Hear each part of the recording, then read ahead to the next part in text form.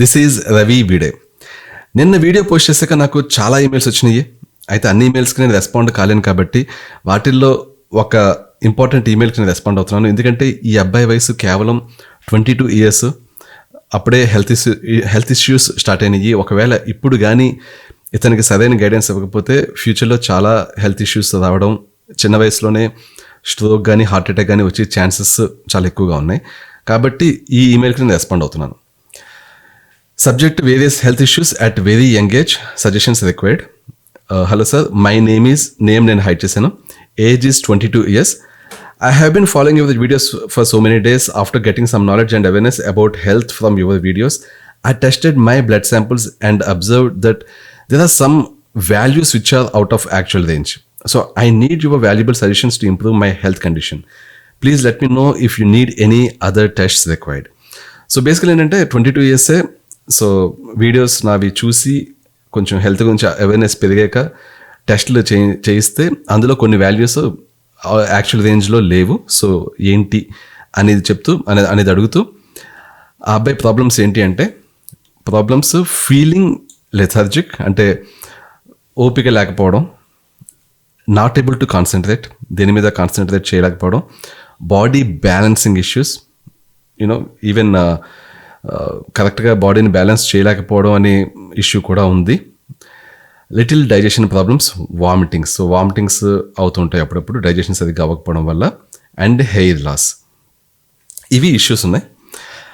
Things that I observed in test reports. Okay, ఇవి కొంచెం issues ఉన్నాయి అని చెప్పి మెన్షన్ చేశాడు. అది మనం డైరెక్ట్ రిపోర్ట్ చూద్దాం ఏవైతే ఉన్నాయో. అయితే ఇవి వాల్యూస్ రేంజ్లో లేవు కాబట్టి అతను ఏంటి, I consulted one general physician, one cardiologist about my issues. అంటే ఒక జనరల్ ఫిజిషియన్ని, నెక్స్ట్ ఒక కార్డియాలజిస్ట్ని కలవడం జరిగింది. They both prescribed me vitamin D common, అంటే ఇద్దరు కూడా విటమిన్ డిని ప్రిస్క్రైబ్ చేశారు ఎందుకంటే అది తక్కువ ఉంది కాబట్టి. Cardiologist said that might be genetic problem for high cholesterol and suggested low cholesterol diet and exercises, not prescribed any medicines because of my age.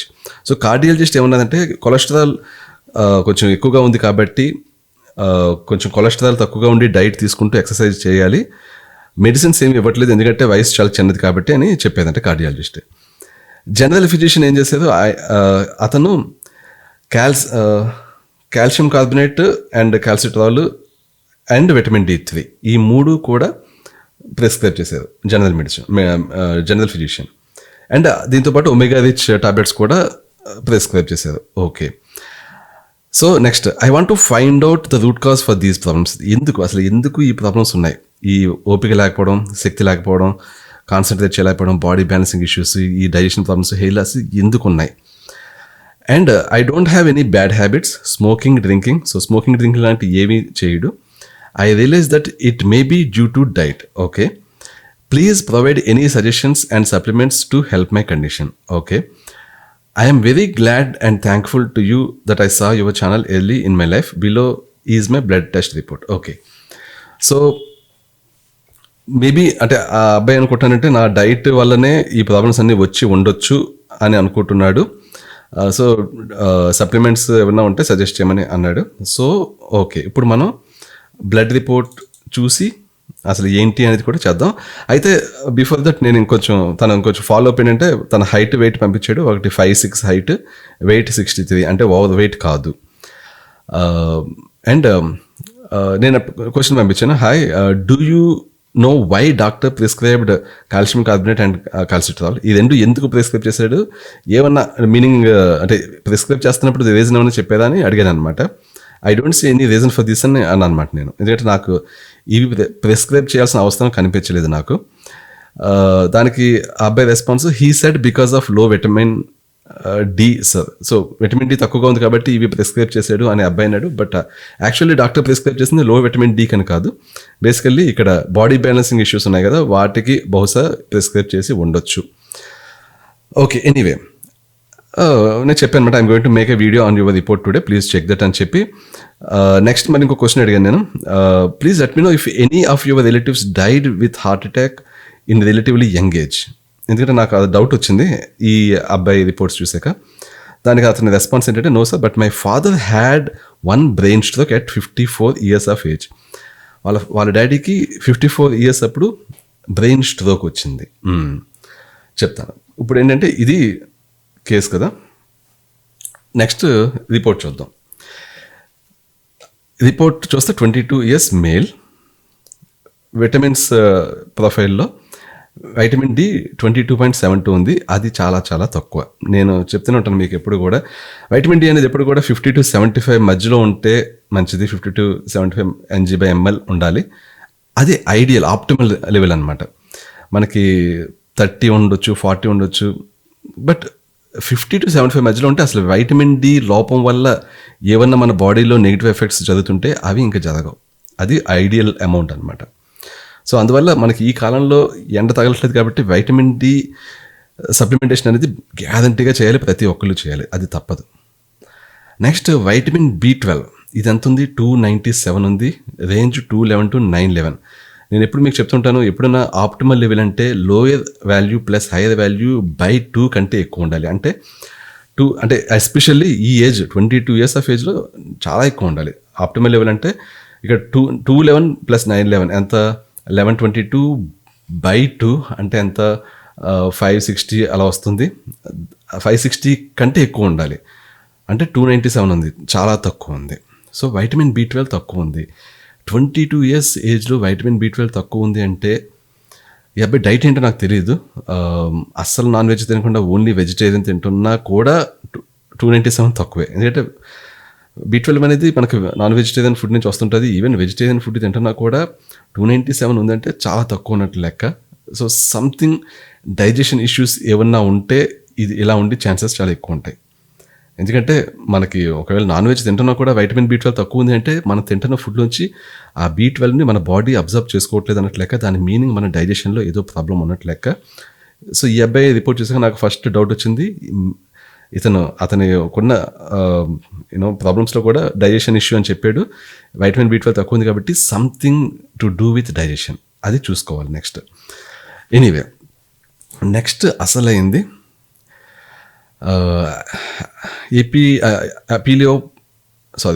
Lipoprotein A1, ఇది 138 ఉంది.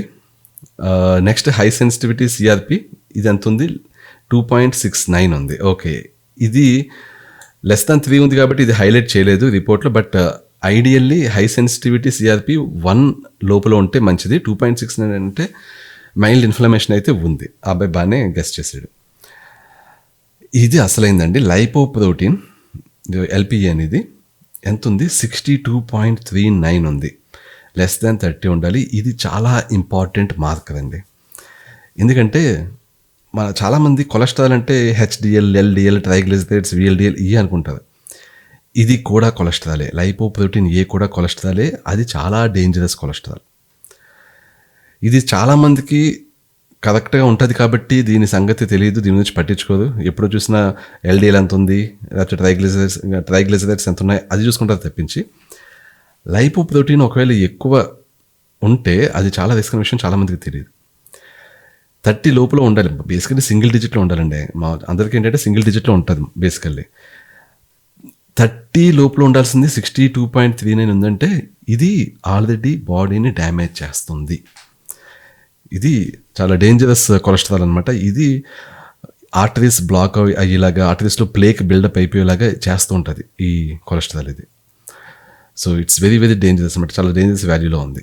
22 yearsలో ఎందుకుంది ఇలాగా?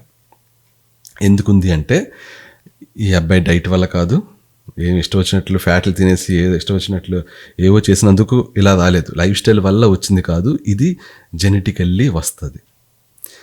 అన్ఫార్చునేట్లీ చాలామంది అసలు LPA అనేది అసలు టెస్ట్ అనేది చేసేవాళ్ళే కాదు. రీసెంట్లీ థైరోకేర్ ఇలాంటి డయాగ్నోస్టిక్ ల్యాబ్స్ వచ్చాక వాళ్ళు మిగిలిన టెస్టులతో పాటు ఈ టెస్ట్ సింపులే కాబట్టి చేసేస్తున్నారు కాబట్టి ఇది మనకు తెలుస్తుంది. కానీ కొన్ని సంవత్సరాల క్రితం, జస్ట్ ఫ్యూ ఇయర్స్ బ్యాక్, ఒక 3-4 years బ్యాక్ ఈ LPA టెస్ట్ అనేది అసలు డాక్టర్స్ చెప్పేవాళ్ళు కాదు, ఎవరు చేసేవాళ్ళు కాదు. ఈ ప్రాబ్లం ఉంటే అసలు తెలిసేదే కాదు. అందువల్ల ఏంటి, ఇప్పుడు 22 years ఈ అబ్బాయికి, 22 yearsకి ఇలాగా ఆర్టరీస్ బ్లాక్ అవ్వడం జరుగుతుంది. అంటే ఏ 30కో 35కో స్ట్రోక్ రావచ్చు, లేకపోతే హార్ట్ అటాక్ రావచ్చు, 35 yearsకి చనిపోవచ్చు. ఈయన చనిపోయిన వెంటనే అందరూ ఏమనుకుంటారు, బాగా తినేసాడు, ఇష్టం వచ్చిన డైట్ ఫాలో అవ్వలేదు, ఎక్సర్సైజ్ చేయలేదు కాబట్టి 30 ఏళ్ళకే హార్ట్ అటాక్ చచ్చిపోయాడు అని అంటారు. మొత్తం అందరూ మనకేంటంటే జనరల్గా ఎవరన్నా చిన్న వయసులో కానీ హార్ట్ అటాక్ మామూలుగా కానీ హార్ట్ అటాక్ వచ్చిందంటే మనం ఏమనుకుంటాం, ఆ వ్యక్తి లైఫ్ స్టైల్ బాగాలేదు కాబట్టి హార్ట్ అటాక్ చచ్చిపోయాను అనుకుంటారు. కానీ జెనెటికల్లీ కూడా ఛాన్స్ ఉందనే విషయం ఎవరికి తెలియదు. ఇది జెనెటికల్లీ వచ్చింది. ఈ అబ్బాయి డ్రింక్ చేయడు, స్మోక్ చేయడు, బట్ స్టిల్ ఆర్టరీస్ డ్యామేజ్ అవుతున్నాయంటే అది ప్యూర్లీ జెనెటిక్స్ ఇష్యూ. అన్ఫార్చునేట్లీ అలా అయింది. సో ఇది LPA 62.39 ఉంది. అది ఎలా తగ్గించాలి చూద్దాం. నెక్స్ట్ ఇంకా మిగిలినవి కూడా చూసాక మళ్ళీ LPA దగ్గరికి మళ్ళీ వస్తాను. మిగిలిన ఇవన్నీ బాగానే ఉన్నాయి. టెస్టోస్టెరాన్ బాగుంది. 22 yearsకి ఇలాగే ఉండాలి. నేను చెప్తుంటాను కదా, 22 years ఏజ్ అప్పుడు టెస్టోస్టెరాన్ 650 దాటి ఉండాలంటుంటాను నేను. సేమ్ ఈ అబ్బాయికి 648 ఉంది అంటే బాగుంది, పర్ఫెక్ట్. ఆ ఏజ్లో ఎంత ఉండాలో అంత ఉంది, సూపర్. ఇది తగ్గించుకోకుండా చూసుకుంటూ ఉండాలన్నమాట. ఐరన్ యాక్చువల్లీ 79 ఉంది. ఇది 65 to 175 మధ్యలోనే ఉన్నప్పటికీ ఇంకొంచెం ఎక్కువ ఉంటే బాగుంటుంది. ఎందుకంటే 22 years అప్పుడు ఇలాంటి న్యూట్రిషన్ అన్నీ కూడా ఇవన్నీ చాలా బాగుండాలి. చాలా డైజెషన్ అద్భుతంగా అయిపోతుండాలి. మన బాడీలో వైటమిన్స్ అన్ని చాలా హై రేంజ్కి దగ్గరలో ఉండాలి. బట్ స్టిల్ ఐరన్ 79 ఉంది. ఎనీవే, ఇది ఇక్కడ టోటల్ కొలెస్ట్రాల్ వచ్చి 197 ఉంది. లెస్ దాన్ 200 ఉండాలి, అంతే ఉంది. HDL 61 అద్భుతం. 40 to 60 ఉండాలి, 61 ఉంది అంటే సూపర్ అనమాట. మీకు HDL ఎక్కువ ఉంటే దాన్ని చూసి భయపడక్కర్లేదు. ఇదేంటంటే మీకు ఏదైతే దీనివల్ల ప్లేకి బిల్డప్ అవుతుందో దాన్ని ఇది క్లీన్ చేస్తుంది అనమాట. సో HDL ఎక్కువ ఉండడం చాలా మంచిది. ఇది నిజానికి హైలైట్ చేయక్కర్లేదు కానీ ఇట్స్ గుడ్. 61 ఉండడం గుడ్ అనమాట. LDL 120 రేంజ్ దాటింది. మామూలుగా అయితే అసలు LDL 120 ఉంటే ఇన్ఫ్లమేషన్ లేదంటే నిజానికి మంచిదే. చాలామంది లెస్ దాన్ 100 దాటిందంటే భయపడిపోతుంటారు. 100 దాటితే భయపడాల్సిన అవసరం లేదు. ఎస్పెషల్లీ యంగ్ ఏజ్లో ఉన్నప్పుడు వాళ్ళకి టెస్టోస్టెరాన్ అనేది ఎక్కువ ఉండాలి కాబట్టి, ఆ టెస్టోస్టెరాన్ తయారయ్యేది LDL నుంచి కాబట్టి LDL ఎక్కువ ఉంటేనే మంచిది. నిజానికి ఈ ఏజ్లో 120 అనేది చాలా కామన్, అదేవి ఎక్కువ కాదు. మీకు ఏంటంటే ఆల్రెడీ బాడీలో ఇన్ఫ్లమేషన్ ఉండి హార్ట్ అటాక్ వచ్చి స్ట్రోక్ వచ్చి ఛాన్సెస్ ఉన్నప్పుడు మీకు LDL 100 దాటకూడదు. కానీ ఇన్ఫ్లమేషన్ లేనప్పుడు మంచి యూత్ యంగ్ ఏజ్లో ఉన్నప్పుడు మీకు LDL ఎక్కువ ఉంటే మంచిది. సో ఈ అబ్బాయికి ఈ ఏజ్లో ఎంత ఉండాలో నిజానికి అంతే ఉంది. బట్ స్టిల్ ఇది రెడ్ మార్క్ ఉంది. ఓకే, నౌ ట్రైగ్లిసరైడ్స్ 46 కరెక్ట్గానే ఉన్నాయి. VLDL 9.26 కరెక్ట్గానే ఉంది. సో బేసికల్ ఏంటంటే ఇక్కడ లిపిడ్ ప్రొఫైల్లో అసలు ఇష్యూనే లేదు. ఇక్కడ మీకు రెడ్ కలర్లో హైలైట్ అయినప్పటికీ రెండు నిజానికి చెప్పాలంటే అసలు లిపిడ్ ప్రొఫైల్లో ఇష్యూనే లేదు. ఓకే, నెక్స్ట్ లివర్ వాల్యూస్ అన్నీ పర్ఫెక్ట్లు ఉన్నాయి, ఎక్కడ ప్రాబ్లం లేదు. థైరాయిడ్ పర్ఫెక్ట్లీ ఉంది, సూపర్. ఈ యూత్లో ఎంత ఉండాలో అంతే ఉన్నాయి. సో చూసారా 1.93 TSH. యూత్ యంగ్ ఏజ్లో ఉన్నప్పుడు 1.5 ఆ లోపల ఉండాలి. 1.93 ఓకే, స్టిల్ ఓకే. సో బాగుంది. TSH T4 బాగా జనరేట్ అవుతుంది. 8.9, 119 ఇంకొంచెం బాగుండొచ్చు, but still okay. So thyroid బాగుంది. నెక్స్ట్ ఇక్కడ ఇవి చూస్తే కిడ్నీ ప్రొఫైల్ చూస్తే EFGR 122 ఇవన్నీ బాగున్నాయి, ఎక్కడ తేడా లేదు. కాల్షియం అది బాగానే ఉంది. యూరిక్ యాసిడ్ కొంచెం హై రేంజ్లో ఉన్నప్పటికీ okay, it's fine. Now next ఏంటంటే ఇక్కడ బ్లడ్ పిక్చర్ చూస్తే మనకి రెడ్ సెల్ డిస్ట్రిబ్యూషన్ విడ్త్ కొంచెం ఎక్కువ ఉంది. 39 to 46 ఉండాల్సింది, 52.1 ఉంది. ఓకే, ఇది ఇలా ఉంది రిపోర్టు. సో ఈ 22 years ఆఫ్ ఏజ్లో కూడా రెడ్ సెల్స్ డిస్ట్రిబ్యూషన్ విడ్త్ అనేది ఇలాగ కొంచెమైనా కూడా ఆఫ్ ఉండకూడదు. అది ఎందుకు ఉంది? నేను దీని మీద క్లియర్గా ఒక వీడియో చేశాను. ఆ వీడియోని కింద డిస్క్రిప్షన్లో పెడతాను, అది డెఫినెట్లీ క్లిక్ చేసి చూడండి. మీకు ఇది ఎక్కువ ఉంది అంటే మీకు ఐరన్ తక్కువ ఉండడం కానీ B12 తక్కువ ఉండడం కానీ రీజన్ అయి ఉంటుంది. సో మీ విషయంలో ఏముంది? ఐరన్ కొంచెం లిమిట్లోనే ఉంది కానీ కొంచెం తక్కువ లెవెల్లో ఉంది. కొంచెం ఐరన్ కన్సంప్షన్ పెంచాలి. B12 తక్కువ ఉంది. మీకు ఇక్కడ హైలైట్ చేయలేదు కానీ నిజానికి హైలైట్ చేయాలి. ఇది లిమిట్లోనే ఉన్నప్పటికీ కూడా నిజానికి తక్కువ ఉన్నట్టు లెక్క. సో విటమిన్ B12 అనేది తీసుకోవాలి. ఇది విటమిన్ B12 ఐరన్ పర్ఫెక్ట్ లెవెల్లో ఉంటే మీకు ఆ రెడ్ సెల్ డిస్ట్రిబ్యూషన్ విడ్త్ కూడా కరెక్ట్ అవుతుంది. సో ఇది ఫిక్స్ అవుతుంది. సో అది పెద్ద ఇష్యూ కాదు, అది ఫిక్స్ అయిపోతుంది. Next, so red cell distribution width ఎక్కువ ఉంది అంటే మీరు చెప్పిన ఇష్యూస్లో ఒక ఇష్యూ ఫీలింగ్ లెథార్జిక్, అది కొంచెం తగ్గుతుంది. ఎందుకంటే రెడ్ సెల్ డిస్ట్రిబ్యూషన్ విడ్త్ ఎక్కువ ఉంది అంటే సమ్ ఫార్మ్ ఆఫ్ రక్తహీనత ఉన్నట్లు లెక్క. సో అప్పుడు రక్తహీనత ఉంది అంటే కొంచెం నీరసంగానే ఉంటుంది. మైల్డే, చాలా మైల్డే, బట్ స్టిల్ ఆ మైల్డ్లోనే కొంచెం ఉన్న దాంట్లో కొంచెం ఓపిక ఎక్కువ వస్తుంది అనమాట. సో డెఫినెట్లీ మీరు విటమిన్ B12, విటమిన్ D3 తీసుకుంటే ఈ ఫస్ట్ ఇష్యూని కొంచెం అడ్రస్ చేయొచ్చు. నెక్స్ట్ ఇంకొక సెకండ్ థింగ్ ఏంటంటే, డాక్టర్ మీకు యాక్చువల్లీ ఈ కాల్షియం కార్బోనేట్, కాల్సిట్రాల్ ఎందుకు సజెస్ట్ చేసేదంటే, మీకున్న ఈ బాడీ బ్యాలెన్సింగ్ ఇష్యూస్ ఉన్నాయి కదా, మేబీ మీకు కాల్షియం సరిగ్గా అబ్జర్వ్ కావట్లేదు ఏదో అనుకుని డాక్టర్ ప్రిస్క్రైబ్ చేసేది, కానీ నిజానికి అది మీరు కంటిన్యూ చేయాల్సిన అవసరం లేదు. ఓకే, డాక్టర్ ప్రిస్క్రైబ్ చేశాక నేను వద్దు అని అంటున్నాను కాబట్టి మీకు కొంచెం కన్ఫ్యూజన్ ఉండొచ్చు, బట్ నిజానికి ఇది అవసరం లేదు. మీ కాల్షియం లెవెల్స్ బాగానే ఉన్నాయి. మీరు విటమిన్ D3 తక్కువ ఉంది కాబట్టి అది ఎలాగో తీసుకుంటున్నారు కాబట్టి విటమిన్ D3 తీసుకుంటే అది కాల్షియంని సరిగ్గా బాడీ అబ్జర్వ్ చేసుకునేలాగా సరిగ్గా డిస్ట్రిబ్యూట్ అయ్యేలా అదే చూసుకుంటుంది. సో ఎక్స్ట్రాగా మళ్ళీ కాల్షియం తీసుకోవాల్సిన అవసరం లేదు. సో ఈ డాక్టర్ ఏదైతే ఇది చెప్పేదో అది నాకు తెలిసి అయితే అవసరం లేదండి. ఓకే, అది మీ ఇష్టం, మీరు తీసుకున్నా okay, but I would suggest don't go with this. Vitamin D3, omega 3 ఏవైతే మీకు డాక్టర్ సజెస్ట్ చేస్తుందో అవి అయితే మీరు డెఫినెట్లీ కంటిన్యూ చేయాలి. వాటితో పాటు విటమిన్ B12 సప్లిమెంటేషన్ కూడా చేయాలి, డెఫినెట్లీ చేయాలి. సో ఇది చేస్తూ మీరు యాక్చువల్లీ ఏంటంటే మిగిలిన ఇష్యూస్ ఏవైతే ఉన్నాయో, digestion issues, body balancing issues, hair loss, ఇవి చూస్తుంటే వైటమిన్ డెఫిషియన్సీ లాగే ఉందండి. బేసికల్ ఏంటంటే మీరు తీసుకుంటున్న ఫుడ్లోంచి న్యూట్రియంట్స్ మీ బాడీ అబ్జర్వ్ చేసుకుంటుందా లేదా అనేది కొంచెం కన్ఫ్యూజన్గా ఉంది, కొంచెం డౌట్గా ఉంది. సో మీరు యాక్చువల్లీ ఏంటంటే ఏదైతే డైజెషన్ ఇష్యూస్ ఉన్నాయో వాటి గురించి ఒకసారి సేఫ్ సైడ్ మీరు గ్యాస్ట్రోఎంటరాలజిస్ట్ దగ్గరికి వెళ్ళి ఒకసారి ఎండోస్కోపీ చేయిస్తే మీకు అసలు ఏమైనా ఇష్యూ ఉందా అనే విషయం తెలుస్తుంది. డైజెషన్ రిలేటెడ్ హెచ్ పైలోది కానీ, హెచ్ పైలోది ఉందేమో అని డౌట్ ఉండేలా ఉంటే దాని గురించి టెస్ట్ చేయిస్తే, హెచ్ పైలోది ఉంది అంటే మీరు దానికి సంబంధించిన మెడిసిన్స్ తీసుకోవాలి. చిన్న కోర్స్ ఉంటుంది, ఒక 3 weeks యాంటీబయాటిక్స్. ఎందుకంటే హెచ్ పైలోది ఉంటే మీకు ఇలాంటి న్యూట్రిషన్ డెఫిషియన్సీ వచ్చే ఛాన్స్ ఉంటుంది. ఇలాంటి hair loss, digestion problems, even body balancing issues కూడా అది న్యూట్రిషన్ డెఫిషియన్సీ వల్ల రావచ్చు. సో అది చేయించండి, ఫస్ట్ ఎండోస్కోపీ చేయించండి, హెచ్ పైలోది కోసం ఒకసారి టెస్ట్ చేయించండి. సో ఎందుకంటే డైజెషన్ ఇష్యూస్ ఫస్ట్ ఫిక్స్ చేయాలి. డైజెషన్ ఇష్యూస్ మీద నేను చాలా వీడియోస్ చేశాను, అవి చూడండి. ఇవి ఇష్యూస్ ఫిక్స్ చేస్తే మీకు విటమిన్ B12 అసలు సప్లిమెంట్ తీసుకోవాల్సిన అవసరం కూడా పడకపోవచ్చు. డైజెషన్ ఇష్యూస్ ఫిక్స్ అయ్యి అంటే మీరు తీసుకున్న ఫుడ్లోంచి ఆటోమేటిక్గా విటమిన్ B12 మిగిలిన వైటమిన్స్ కూడా బాగా బాడీ అబ్జర్వ్ చేసుకుని మీకు ఎక్స్ట్రాగా ఎడిషనల్ సప్లిమెంటేషన్ అవసరం పడకపోవచ్చు. సో ఇవి అన్నీ వీటికి సంబంధించిన, ఇప్పుడు మీకున్న సమస్యలకు సంబంధించిన సొల్యూషన్స్ ఇవి. అయితే మీకున్న అతిపెద్ద సమస్య ఏంటి అంటే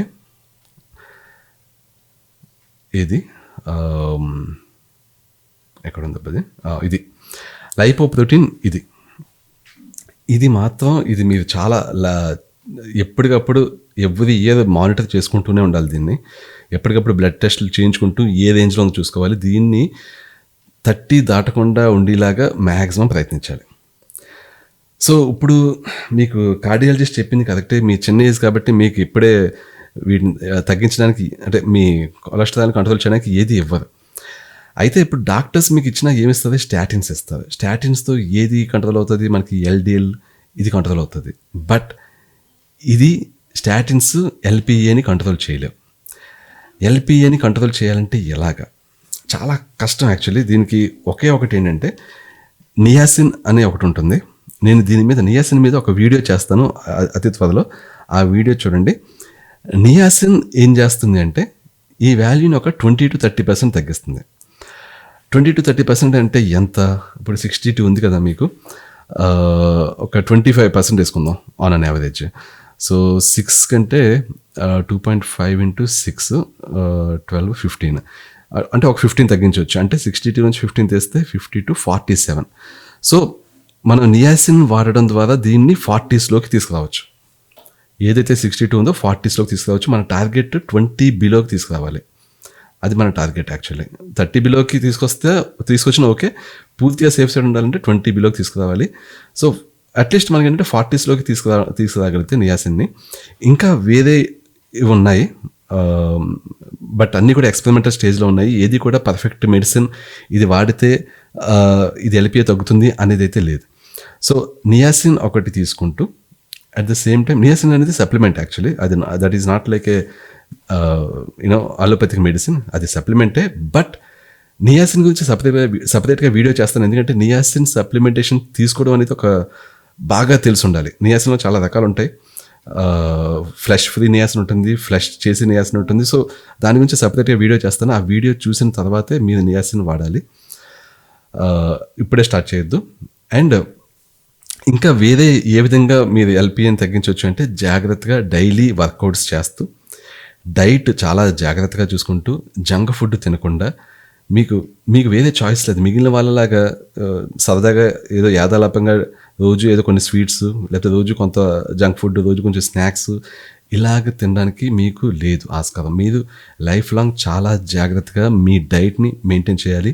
ఏ విధమైన ఆర్టిఫిషియల్ ప్రాసెస్డ్ ఫుడ్స్ మీరు తీసుకోవద్దు. చాలా మంచి హెల్తీ డైట్. మీకు ఇంకా చెప్పాలి అంటే ఏ విధమైన ఇప్పుడు హై అమౌంట్ ఆఫ్ కార్బోహైడ్రేట్స్ తీసుకోవడం కానీ, లేకపోతే విపరీతమైన ఫ్యాట్స్ తీసుకోవడం కానీ ఇలాంటివి చేయకుండా బ్యాలెన్స్గా చూసుకుంటూ అన్ని సహజ సిద్ధమైన ఫుడ్స్ తీసుకుంటూ, న్యాచురల్ ప్రొడక్ట్స్ తీసుకుంటూ, ప్రాసెస్డ్ ప్రొడక్ట్స్ని అవాయిడ్ చేస్తూ జాగ్రత్తగా మీరు డైట్ని మెయింటైన్ చేస్తే మీకు ఇది ఏదైతే 40స్లోకి మనం నియాసిన్ ద్వారా తీసుకొస్తామో దాన్ని బిలో 30కి తీసుకురావచ్చు. రోజు వర్కౌట్స్ చేయాలి. అసలు ఫ్యాట్ అనేది మీ బాడీలోకి పెరగకుండా చూసుకోవాలి. మీరు ప్రస్తుతం కరెక్ట్ వెయిట్లోనే ఉన్నారు, బట్ వెయిట్ గెయిన్ అవ్వకుండా, ఫ్యాట్ పెంచుకోకుండా ఎప్పటికప్పుడు ఎక్సర్సైజ్ చేస్తూ పర్ఫెక్ట్ కండిషన్లో బాడీని ఉంచుకుంటూ మీరు రోజు గంటన్నర ఎక్సర్సైజ్ అయితే చేయాల్సిందే. చేస్తూ ఉంటే మీకు ఈ ఎల్పి అనేది బిలో 30 వచ్చి, ఇంకా వీలుంటే బిలో 20 వచ్చి మీ లైఫ్ స్పాన్ పెరుగుతుంది. లేకపోతే మీకు ఆల్రెడీ 22 ఇయర్స్కే డ్యామేజ్ అవ్వడం స్టార్ట్ అయింది అంటే ఇంకా 40స్కి వచ్చేసరికి మీకు హార్ట్ అటాక్, స్ట్రోక్ ఏదో ఒకటి వస్తుంది. ఇంకా దాన్ని ఆపలేము ఇంకా. ప్లస్ ఇంకోటి ఏంటంటే మీరు ఎప్పటికప్పుడు విటమిన్ B12 కూడా బాగా ఉండేది చూసుకోవాలి. ఎందుకంటే మీరు ఇందులో సిఆర్పి టెస్ట్ చేయించారు, అది కొంచెం మైల్డ్ ఇన్ఫ్లమేషన్ ఉంది. అసలు యాక్చువల్ 1 లోపల ఉండాలి, 2.69 ఉంది. అండ్ ఎందుకు ఉంది గెస్ చేయగలరా?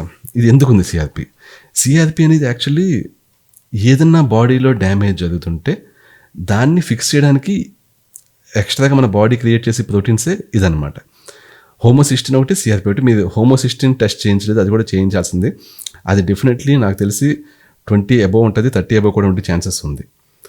సో హోమోసిస్టిన్ ఒకటి, సిఆర్పి ఒకటి ఎప్పుడు కూడా మీ బాడీలో సిఆర్పి 1 లోపల ఉండాలి, హోమోసిస్టిన్ 10 లోపల ఉండాలి. అలా ఉంచుకుంటూ ఎల్పిఎని 30 లోపల ఉంచుకుంటే మీరు చాలా కాలం హ్యాపీగా బ్రతకవచ్చు, వితౌట్ అందరిలాగే బ్రతకవచ్చు. లేదు ఇవి తేడా ఉన్నాయంటే మీ బాడీలో డ్యామేజ్ అవుతూ ఉంటాయి, ఆర్టరీస్ ప్లేగ్ బిల్డప్ అవుతుంటుంది. దానివల్ల మీ లైఫ్ స్పాన్ తగ్గిపోతుంది. సో అది చూసుకోండి. మీరు ఎప్పటికప్పుడు సిఆర్పి తక్కువ ఉండేలా చూసుకోండి. మీ హోమోసిస్టిన్, మీకు B12 తక్కువ ఉంది అంటే హోమోసిస్టిన్ ఎక్కువ ఉంటుంది, అది కూడా మళ్ళీ risk again. So homocysteine, CRP ఎప్పటికప్పుడు చెక్ చేసుకుంటూ ఉండండి.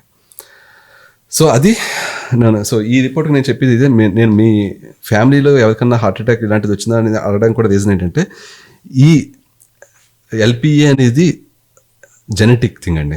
మీకు ఓన్గా మీ లైఫ్ స్టైల్ వల్ల వచ్చింది కాదు, మీ జెనెటిక్స్ బ్యాడ్గా ఉండడం వల్ల వచ్చింది. మీలో ఇలా ఉంది అంటే మీ ఫ్యామిలీలో కూడా ఉండొచ్చు, అంటే మీ పేరెంట్స్లో కానీ ఎవరొకళ్ళ దగ్గర ఇలాంటిది రావచ్చు. సో అందుకని అడిగాను. మీ డాడీకి 54 ఇయర్స్ అప్పుడు స్ట్రోక్ వచ్చిందన్నారు కాబట్టి 54 ఇయర్స్ అనేది ఓకే, లైఫ్ స్టైల్ ఇష్యూస్ ఉన్నా కూడా 54 ఇయర్స్కి వస్తుంది. మరి మీ డాడీకి ఎందుకు వచ్చింది అనేది తెలియదు. ఎల్పిఏ ఇష్యూ వలన, లేకపోతే లైఫ్ స్టైల్ వల్ల కొలెస్ట్రాల్ పెరిగి ఇన్ఫ్లమేషన్ పెరిగి అలా వచ్చింది అనేది గెస్ చేయలేం. బట్ ఎనీవే మీ డాడీకి కూడా ఒకసారి చెక్ చేసి చూడండి, ఈ ఎల్పిఏ అనేది ఎంత ఉందో తెలుస్తుంది. దాన్ని బట్టి ఆయన కూడా మేబీ కొంచెం జాగ్రత్త పడితే easy better actually. But anyway ఇదండి నా డయాగ్నోసిస్ దీనికి సంబంధించి. సో దాన్ని బట్టి మీరు ఫాలో అవ్వండి. బట్ ఏది చేసినా మీరు డాక్టర్ని కూడా సంప్రదిస్తూ డాక్టర్ చెప్పిన దాని ప్రకారం ఫాలో అవుతూ జాగ్రత్తగా ఉండండి. 22 ఇయర్స్ చాలా చిన్న ఏజ్, ఇప్పటి నుంచి చాలా చాలా జాగ్రత్తగా ఉండాలి. That's it. Thank you so much. అతి త్వరలో నేను నియాసిన్ మీద వీడియో పెడతాను, అది చూసాక అప్పుడు మీరు వాడాలా వద్దా ఏంటి అనేది మీరు డిసైడ్ అవ్వచ్చు. I'll catch you soon. By for now.